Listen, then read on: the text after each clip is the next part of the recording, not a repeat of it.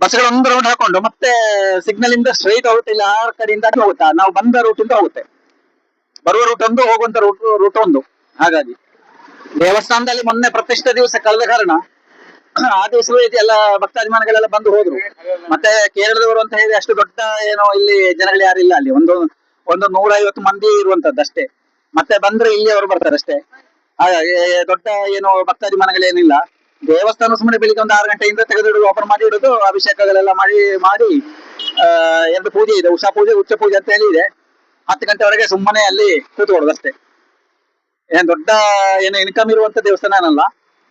ಸಾಧಾರಣ ಶನಿವಾರ ದಿವಸ ಇರ್ಬೋದು ಅಂತ ಅನ್ಕೊಳ್ತೀನಿ. ಒಂದು ರೋಡ್ ಕ್ರಾಸ್ ಮಾಡಬೇಕಾದ್ರೆ ಮಾರ್ರೆ ಒಂದು 5 ರಿಂದ 10 ನಿಮಿಷ ಕಾಯ್ಬೇಕು. ಒಬ್ರು ಕೂಡ ನಿಲ್ಸಲ್ಲ. ವ್ಯಕ್ತಿಗಳು ಒಂದು ರೋಡ್ ಕ್ರಾಸ್ ಮಾಡ್ಬೇಕಾದ್ರೆ ಗಾಡಿಯನ್ನು ಸ್ಲೋ ಮಾಡ್ಬೇಕಲ್ಲ, ಎದ್ದು ಬರ್ತಾ ಇರ್ತಾರೆ.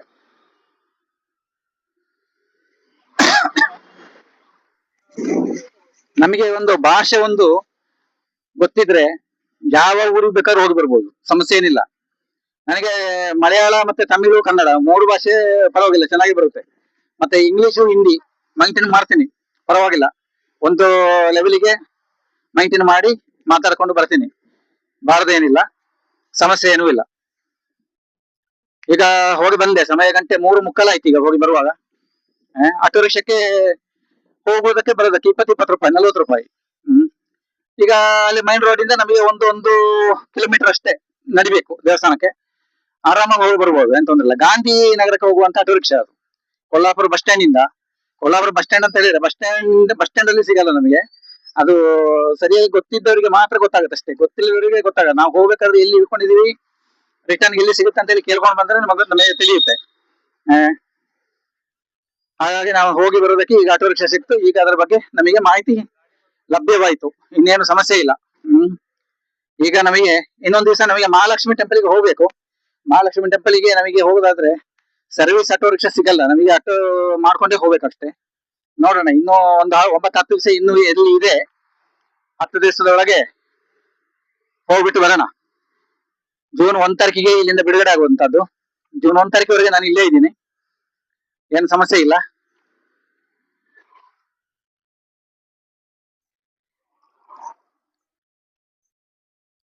ನಮ್ಮ ಊರಿನಲ್ಲಿ ಏನು ಬಿಸಿಲೆಲ್ಲ ಇದ್ದಾಗೆ ದೊಡ್ಡ ಬಿಸಿಲಿನ ಪೆಟ್ಟು ಕಾಣ್ತಾ ಇಲ್ಲ ಇಲ್ಲಿ ನನಗೆ, ಬಹುಶಃ. ಯಾಕಂತ ಹೇಳಿದ್ರೆ ಕಾಸರಗೋಡಲ್ಲಿ ಏನಂತ ಹೇಳಿದ್ರೆ ಬೆವರು ನೀರು ಹೇಗೆ ಹರಿತದೆ ಅಂತ ಹೇಳಿದ್ರೆ ಸಿಕ್ಕಾಪಟ್ಟೆ ಹರಿತದೆ ಬೆವರು ನೀರು. ಇಲ್ಲಿ ಅಷ್ಟು ದೊಡ್ಡ ಸೆಕೆ ನನಗೆ ಕಾಣ್ತಾ ಇಲ್ಲ. ಸಾಧಾರಣ ಮಟ್ಟಿಗೆ ಇಲ್ಲಿ ಇದೆ, ಬಿಸಿಲು ಸೆಕೆ ಇದೆ, ಲೈಟ್ ಆಗಿ, ತುಂಬಾ ದೊಡ್ಡದಾಗೇನು ನನಗೆ ಕಾಣ್ತಾ ಇಲ್ಲ. ಚಪ್ಪಲಿ ಒಂದು ರೆಡಿ ಆಯ್ತು ಮಾರ, ಚಪ್ಪಲಿ ಒಂದು ರೆಡಿ ಆಯ್ತು. ಆದ್ರೆ ಏನಂತ ಹೇಳಿದ್ರೆ ಇಲ್ಲಿ ನಡೆಯುವಾಗ ಕಲ್ಲುಗಳು ಅದರ ಒಳಗೆ ಹೋಗುತ್ತೆ, ಅದೇ ಸಮಸ್ಯೆ. ಅಲ್ಲಿ ಈಗ ದೇವರ ನೈವೇದ್ಯ ಉಂಟು, ಊಟ ಮಾಡೋದಾದ್ರೆ ಸ್ವಲ್ಪ ಬಾಜಿ ಉಂಟು, ಮತ್ತೆ ಸಾರು ಸಾಂಬಾರ್ ಎಂತ ಮಾಡಿಲ್ಲ ನಾನು ಬರುವಾಗ ಏನಾದ್ರೂ ಹಣ್ಣೇನ ತಕೊಂಡು ಬರೋಣ ಅಂತ ಅನ್ಕೊಂಡೆ. ಹಣ್ಣು ತಕೊಂಡ್ ಬರೋದಾದ್ರೆ ಮತ್ತೆ ಬೇಗ ಏನ್ ತಕೊಂಡು ಹೋಗಿಲ್ಲ. ಈ ಕವರ್ ಅಲ್ಲಿ ತಕೊಂಡ್ ಬಂದ್ರೆ ಅದು ಕೆಲವೊಮ್ಮೆ ಎಂತ ಆಗುತ್ತೆ, ಹೊಟ್ಟೆ ಹೋದ್ರೆ ಕೆಳಗೆ ಬಿದ್ದು ಹೋದ್ರೆ ಮತ್ತೆ ತಿನ್ನಕ್ಕೂ ಆಗಲ್ಲ. ಈಗ ಸಂಜೆ ಮತ್ತೆ ನಮಗೆ 5 ಗಂಟೆಗೆ ಎದ್ದು 5 ಗಂಟೆಗೆ ಸ್ನಾನ ಮಾಡಕ್ ಹೋಗ್ಬೇಕು. 5:20ಕ್ಕೆ ಸ್ನಾನಕ್ಕೆ ಹೋಗ್ಬೇಕು. 5:20ಕ್ಕೆ ಸ್ನಾನಕ್ಕೆ ಹೋದ್ರೆ 5:45ಕ್ಕೆ ಮೇಲೆ ಹೋಗಿ ಒಂದು ದೇವರಿಗೆ ಇರುವಂತ ಪಾಯಸಗಳನ್ನೆಲ್ಲ ರೆಡಿ ಮಾಡಿ ಎಲ್ಲ ಆಗುವಾಗ ಮಾಡಿ ಪಾಯಸಕ್ಕೆಲ್ಲ ಇಟ್ಟು ನೈವೇದ್ಯ ಇಟ್ಟು ಒಂದು ದೇವರ ಬಾಗಿಲೆಲ್ಲ ತೆಗೆದು ದೀಪ ಎಲ್ಲ ಹಚ್ಚುವಾಗ ಇಲ್ಲಿ ನೈವೇದ್ಯ ಆಗಿರ್ತದೆ. ಮತ್ತೆ ಕರೆಕ್ಟ್ ಒಂದು 6:40ಕ್ಕೆ ದೀಪ ಆರಾಧನೆ. ಅಲ್ಲಿಂದ ಮತ್ತೆ ಒಂದು 7:00ವರೆಗೆ ದೇವರಿಗೆ ನೈವೇದ್ಯ ಕೊಡುವಂತದ್ದು. ಆಮೇಲೆ ಒಂದು ಪೂಜೆ, ಅತ್ತಳ ಪೂಜೆ ಮಾಡಿ ಬಾಗಿಲು ಹಾಕೋದು. ಬಾಗಿಲು ಹಾಕುವಾಗ ಸಮಯ 8 ಗಂಟೆ ಆಗ್ತದೆ. ಹರಿವಾರ ಸ್ನಾನ ಆಗುವಾಗ 8 ರಿಂದ 8:15. नमस्कार, शुभ दोपहर। मैं वेंकटेश्वर प्रसाद, केरला से। मैं कोल्हापुर हूँ। आप को उषा वेंकटेश्वर ಚಾನೆಲ್ ಸ್ವಾಗತ. ಸ್ನೇಹಿತರೆ, ನಾನು ಈಗ ದೇವಸ್ಥಾನದ ಮುಂಭಾಗದಲ್ಲೇ ಇದ್ದೇನೆ. ಇವತ್ತಿನ ಒಂದು ವ್ಲಾಗ್ ತುಂಬಾ ಚಿಕ್ಕದು, ದೊಡ್ಡದು ಇಲ್ಲ. ಇವತ್ತು ಹೊರಗಡೆ ಏನು ಹೋಗ್ತಾ ಇಲ್ಲ ನಾನು, ಇಲ್ಲೇ ಮಾಮೂಲಿ ಒಂದು ಸ್ವಲ್ಪ ಕಹಿ ಮತ್ತೆ ಚಾರ್ಜ್ ತಗೊಂಡ್ ಬರ್ಬೇಕು, ಅಂದ್ರೆ ಮೊಸರು ಮತ್ತೆ ನೀರುಳ್ಳಿ ತಗೊಂಡ್ ಬರ್ಬೇಕು.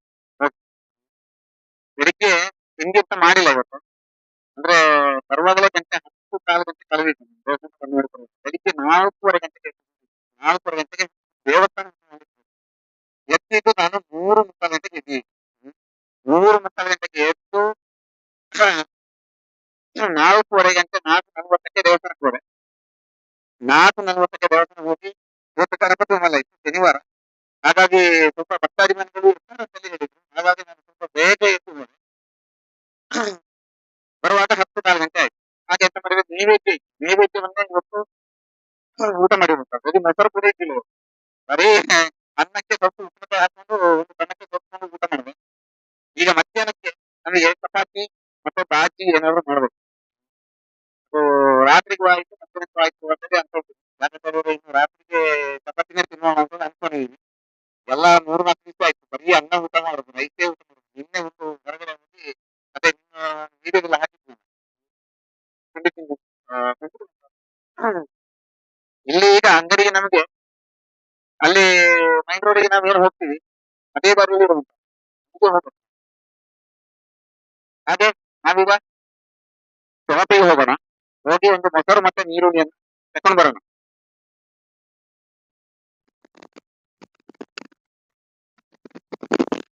ಆದ್ಮೇಲೆ ಈಗ ನೋಡಿ ಒಂದು ಮ್ಯಾಥ್ಸ್ಗೆ ಬರ್ತೀನಿ ನಾನು. ಏನು ಮೈಟ್ರು ಅಂತ ಹೇಳಿದ್ರೆ ನಾವು ಹೀಗೆ ಕೆಲವರು ಏನನ್ನು ಅನ್ಕೊಳ್ತಾರೆ ಅಂತ ಹೇಳಿದ್ರೆ ಒಂದು 15 ದಿವಸಕ್ಕೆ 20 ದಿವಸಕ್ಕೆ ಎಲ್ಲ ಹೊರಗಡೆ ಹೋದ್ರೆ ನಿಮಗೆ ಏನು ಪ್ರಯೋಜನ ಇದೆ, ಮತ್ತೆ ನಿಮಗೆ ಇದರಿಂದ ಏನು ಲಾಭ ಇದೆ, ಸುಮ್ಮನೆ ತಿರುಗ್ತೀರಿ ಅಂತೆಲ್ಲ ಅನ್ಕೊಳ್ತಾರೆ. ನಾನು ಇದು ನಮಗೆ ನೋಡಿ ಇದು ತಿರುಗಾಟಕ್ಕೆ ಸ್ವಲ್ಪ ಪ್ರಾಬ್ಲಮ್ ಅಂತ ಯಾಕೆ ಇಲ್ಲ ಅಂತ ನಾನು ಹೇಳಲ್ಲ. ತುಂಬಾ ಟೈರ್ಡ್ ಆಗುತ್ತೆ. ಇಲ್ಲಂತೆಲ್ಲ ಲಗೇಜ್ಗಳನ್ನೆಲ್ಲ ಹೊತ್ಕೊಂಡು ಹೋಗ್ಬೇಕು. ಆಮೇಲೆ ಒಂದು ಕಡೆಯಿಂದ ಒಂದು ಕಡೆ ಹೋಗ್ಬೇಕಾದ್ರೆ ನಾವು ನಿದ್ದೆ ಕೆಡಬೇಕು. ಕೆಲವು ಕಡೆ ನಮಗೆ ಹೋದಲ್ಲಿ ಹೇಳಿದಾಗೆ ಇರಲ್ಲ. ದೇವಸ್ಥಾನದಲ್ಲಿ ಹೇಳಿದಾಗೆ ಇರಲ್ಲ. ಅವರು ಹೇಳುವಂತದ್ದು ಫೋನಲ್ಲಿ ಒಂದಾದ್ರೆ ನಾವು ಇಲ್ಲಿ ಬಂದು ಉಳ್ಕೊಳ್ಳುವಾಗ ಅಲ್ಲಿ ಕೆಲವೊಮ್ಮೆ ಬೇರೆ ಇರುತ್ತೆ. ಅದು ಅನುಭವಿಸಿದವರಿಗೆ ಮಾತ್ರ ಗೊತ್ತು. ನಾನು ಒಂದೊಂದು 2 ಕಡೆ ಕೇರಳದಲ್ಲಿ ಹಾಗೆ ಹೋಗಿ 3 ದಿವಸಕ್ಕೆ ಆಗಲ್ಲ ಅಂತ ಹೇಳಿ ಬಂದಿದ್ದೀನಿ. ಮತ್ತೆ ಏನಿಲ್ಲ. ಮತ್ತೆ ನಾವು ಅವರಿಗೆ ಮತ್ತೆ ಅಂತವರಿಗೆ ನಾವು ಮತ್ತೆ ನಮ್ಮ ಒಂದು ಇನ್ನೊಂದು ಮುಖವನ್ನು ನಾವು ತೋರಿಸ್ತೀವಿ ಹೇಗಂತ ಹೇಳಿ. ಗೊತ್ತು ನಮಗೆ ಅದು ಮುಖ ತೋರ್ಸಕ್ಕೆ. ಹಾಗೆ ಇರುತ್ತೆ. ಈಗ ಇಲ್ಲಿಂದ ನಾನೀಗ ಅಂಗಡಿಗೆ ಹೋಗ್ಬೇಕೀಗ. ಭಯಂಕರ ಬಿಸಿಲಿದೆ ಇವತ್ತು. ಸಿಕ್ಕಾಪಟ್ಟೆ ಬಿಸಿಲಿದೆ ಇವತ್ತು. ನಾನೇನು ನಿನ್ನೆ ಬಿಸಿಲಿಲ್ಲ ಇಲ್ಲ ಅಂತ ಹೇಳ್ತೀನಿ. ಇವತ್ತು ಬಿಸಿಲು ಸಿಕ್ಕಾಪಟ್ಟೆ ಇದೆ, ಡಬ್ಬಲ್ ಇದೆ. ಮತ್ತೆ ಪೇಮೆಂಟ್ ಕೂಡ ಹಾಗೆ. ನಮಗೆ ಇನ್ನೊಂದು ವಿಷಯ ನಿಮಗೆ ಹೇಳಲೇಬೇಕು. ಏನಂತ ಹೇಳಿದ್ರು ನೋಡಿ, ನಾವು ಈ ಸ್ಥಿರವಾಗಿ ನಾವು ನಿಲ್ಲುವಾಗ ನಮಗೆ ಒಂದು ಸಂಬಳ ಅಂತ ಹೇಳಿ ಮಾತ್ರ ಇರುತ್ತೆ. ಜಾಸ್ತಿ ನಮಗೆ ಒಂದು ದುಡ್ಡು ಬೇಕು ಅಂತ ಆದ್ರೆ ಒಂದು 30,000 ರೂಪಾಯಿ ತಿಂಗಳಿಗೆ ಸಿಗುವಂತ ಒಂದು ದೇವಸ್ಥಾನವನ್ನ ನಾವು ತಿಳ್ಕೊಳ್ಬೇಕು ಅಂತಂದ್ರೆ ಅಲ್ಲಿ ನಮಗೆ ಕೆಲಸವು ಕೂಡ ಅಷ್ಟೇ ಇರುತ್ತೆ. 30,000 ರೂಪಾಯಿ ಸಂಬಳ ತಿಂಗಳಿಗೆ ಕೊಡ್ತಾರ ಅಂತ ಹೇಳಿದ್ರೆ ನಮಗೆ ಅದು ಸಂಬಳ ಏನು ಅಲ್ಲಿ ಅಲ್ಲ, ಕೆಲಸ ಏನು ಕಡಿಮೆ ಏನಿರಲ್ಲ. ಬೆಳಗ್ಗೆ 5 ಗಂಟೆಯಿಂದ 10:30 ಗಂಟೆವರೆಗೆ ಇರುತ್ತೆ ಟೈಮಿಂಗ್ಸ್. ಆಮೇಲೆ ಪೂಜೆ 2 ಪೂಜೆ ಇರುತ್ತೆ. ಉಷಾ ಪೂಜೆ, ಉಚ್ಚ ಪೂಜೆ ಅಂತ ಹೇಳಿ 2 ಇರುತ್ತೆ. ಆಮೇಲೆ ಬಳಿವಾರಗಳನ್ನು ಹೇಳಿ ಕೊಡ್ತಾರೆ ಅಂತ ಹೇಳಿದ್ರೆ ಎಲ್ಲ ಬಳಿವಾರಗಳನ್ನು ಕೊಡ್ತಾರೆ. ನಾವಲ್ಲಿ ಮಾತಾಡಕ್ಕೆ ಹೋದಾಗ ಅವರು ಹೇಳುವಂತದ್ದು ಒಂದು, ಅಲ್ಲಿ ಹೋಗಿ ಸೇರಿದ ಮೇಲೆ ಅವರ ಒಂದು ನಿಯಮ ಪ್ರಕಾರವನ್ನ ನಾವು ನಡ್ಕೊಳ್ಬೇಕಾಗುತ್ತೆ. ಆಮೇಲೆ ನೋಡಿ ಬೆಳಿಗ್ಗೆ ಗಣಪತಿ ಹೋಮ ಮಾಡಬೇಕು. ದೇವರಿಗೆ ಉಪದೇವ ಮಾಡು 3-4 ಉಪದೇವರು ಇರ್ತಾರೆ, ಅಲ್ಲಿ ಅಭಿಷೇಕ ಮಾಡಬೇಕು. ಅದಕ್ಕೆ ಚಂದನ ಚಾಟಬೇಕು. ಆಮೇಲೆ ಪಾಯಸ, ಹಾಲು ಪಾಯಸ ಮಾಡಬೇಕು, ದಹಿ ಪಾಯಸ ಮಾಡಬೇಕು, ಶ್ರೀಮಂತರ ಕೊಡ್ಬೇಕು. ಆಮೇಲೆ ಬಂದವರಿಗೆ ಪ್ರಸಾದ ಕೊಡ್ಬೇಕು, ನೀಲಾಂಜನ ಕೊಡ್ಬೇಕು. ಇಂಥದ್ದೆಲ್ಲ ಹಲವು ತರದ ಒಂದು ಪರಿವಾರಗಳನ್ನ ಒಟ್ಟಿಗೆ ಕೊಡ್ತಾರೆ. ಅದರಲ್ಲಿ പിന്നെ ಇದು ಸಾರಿ ಅಪ್ಪ ಆಗ್ಬೇಕು, ಆಮೇಲೆ ಒಟ್ಟಪ್ಪ ಆಗ್ಬೇಕು ಅಂತ ಅದು ಮಾಡ್ಬೇಕು. ಈಗೆಲ್ಲ ಇದೆ. ಅದು ಕೆಲವರಿಗೆ ಏನು ಕೆಲವರು ಹೇಳ್ತಾರೆ, ನಿಮಗೇನ್ ತೊಂದ್ರೆ ಇಲ್ಲ, ದೇವಸ್ಥಾನದಲ್ಲಿ ಕೆಲಸ ಮಾಡ್ತಿದ್ರಿ ನೀವು, ನಿಮಗೇನ್ ಸಮಸ್ಯೆ ಇದೆ.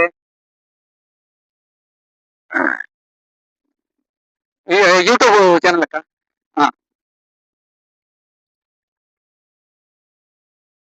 ನೋಡಿ ಕನ್ನಡ ಬರೋಬ್ಬರು ಸಿಕ್ಕಿದ್ರೆ ನಿಮಗೆ ಕೊಲ್ಲಾಪುರದಲ್ಲಿ.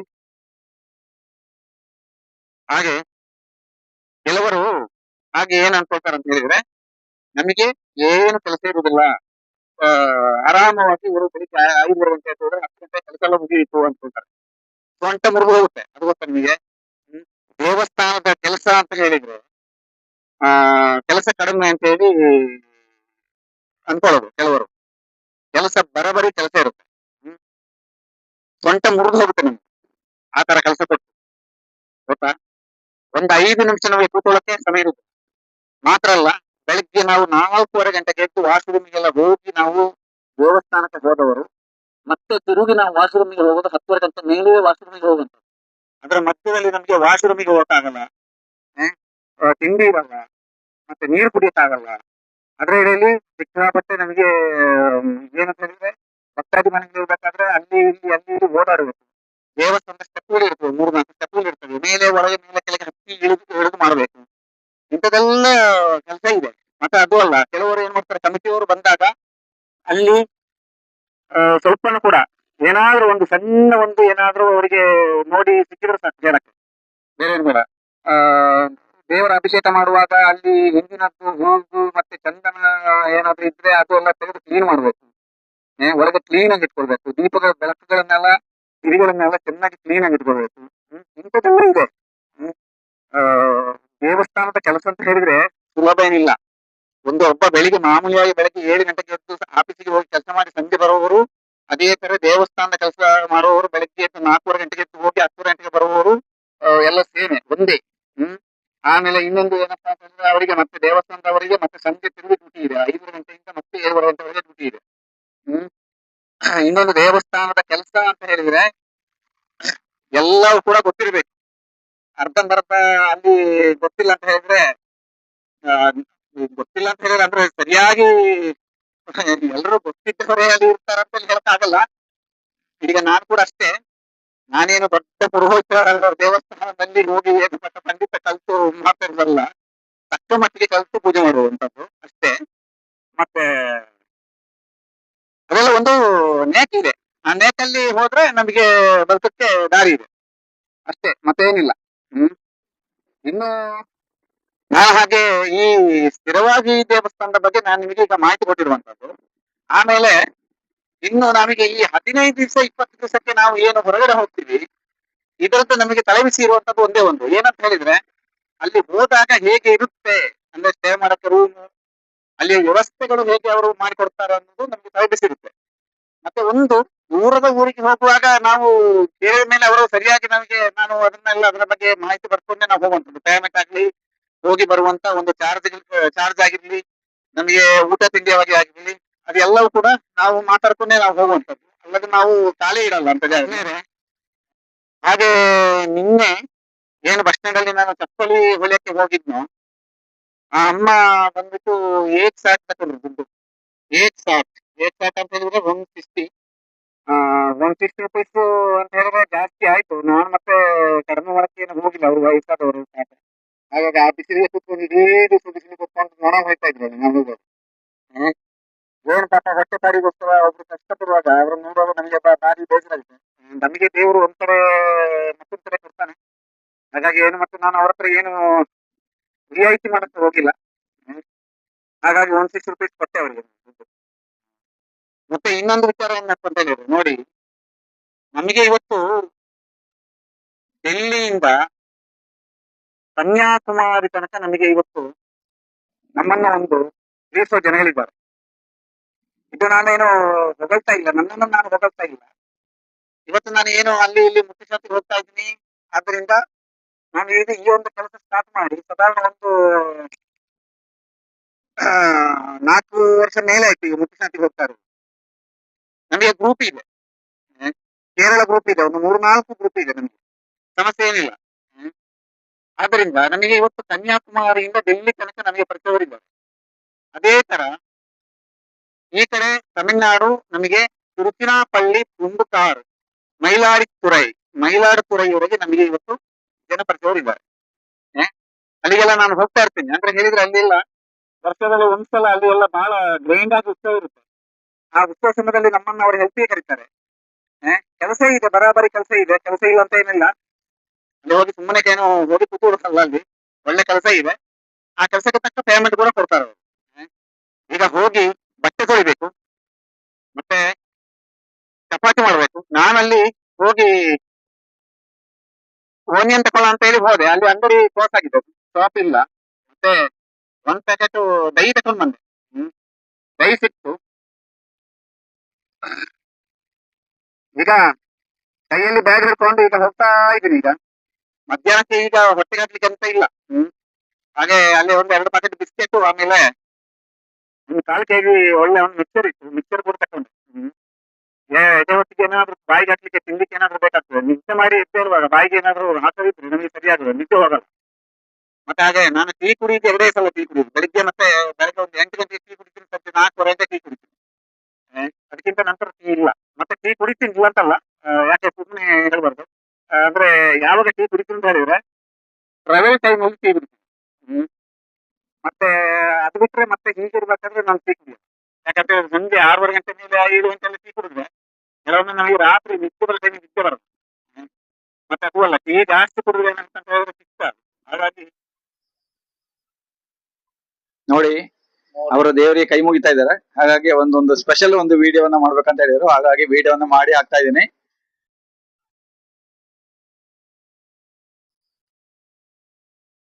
ಭಯ್ಯ ಧನ್ಯವಾದ.